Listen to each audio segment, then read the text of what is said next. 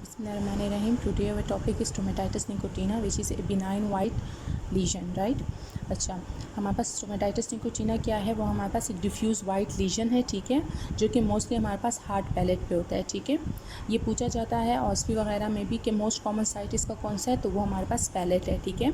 अच्छा, इसको हमारे पास इसका सेकंड नाम क्या है? हमारे पास स्मोकर्स पैलेट भी इसे कहते हैं, या हम इसको पाइप स्मोकर केराटोसिस भी बोलते हैं, ठीक है। और हमारे पास ये क्या होता है? मोस्टली हमारे पास मेल्स में होता है, ठीक है, और उन लोगों में सबसे ज़्यादा होता है जो कि हमारे पास पाइप स्मोकिंग करते हैं, ठीक है, या हमारे पास रिवर्स सिगरेट स्मोकिंग करते हैं, ठीक है, उनमें सबसे ज़्यादा हमारे पास स्टोमेटाइटिस निकोटीना होने के चांसेस होते हैं, ठीक है। अच्छा, प्री डिस्पोजिंग फैक्टर्स या इटियोलॉजी है, इसकी काजेज़ क्या हो सकते हैं? वही पाइप स्मोकिंग हो सकती है, ठीक है। अच्छा, और दूसरा हमारे पास क्या हो सकता है? सिगरेट स्मोकर्स होते हैं, ठीक है, यूजुअली रिवर्स सिगरेट स्मोकर्स उसकी काज होती है, ठीक है। फिर उसके बाद हमारे पास आ जाते हैं इसकी क्लिनिकल फ़ीचर। तो इसकी क्लिनिकल फ़ीचर्स में अगर हम देखें तो ये हमारे पास क्या होता है? ये हमारे पास डिफ्यूज़ वाइट पैच होता है, ठीक है।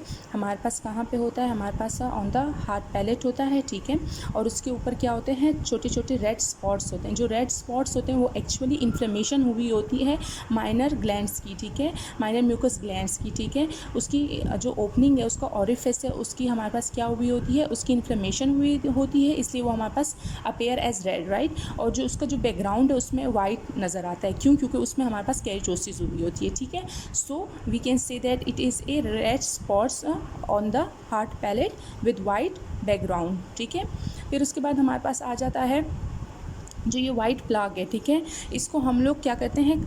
ये BCQs भी आता है वाइट पैलेट पे, जो हमारे पास ये वाइट प्लाग है, ठीक है, ऑन द पैलेट, ठीक है, तो वो हमारे पास क्या होता है? वो हमारे पास टेसिलेटेड होता है, ठीक है, या इसे हम लोग क्रेजी पेविंग अपीयरेंस भी बोलते हैं, ठीक है। अच्छा, फिर उसके बाद हमारे पास इसकी डायग्नोसिस आती है। तो यूजुअली पेशेंट जब आता है हमारे पास तो वो क्या कहता है? वो हमारे पास उसकी हिस्ट्री हम लेते हैं। तो हिस्ट्री में हमारे पास क्या होता है? वो हमारे पास उसकी हिस्ट्री में ये होगा कि हमारे पास स्मोकिंग वगैरह की हिस्ट्री होगी, और दूसरा हमारे पास हम क्लिनिकली भी देख लेंगे। क्लिनिकली क्या होगा? हमारे पास वही रेड स्पॉट्स नज़र आएंगे विद वाइट बैकग्राउंड, राइट।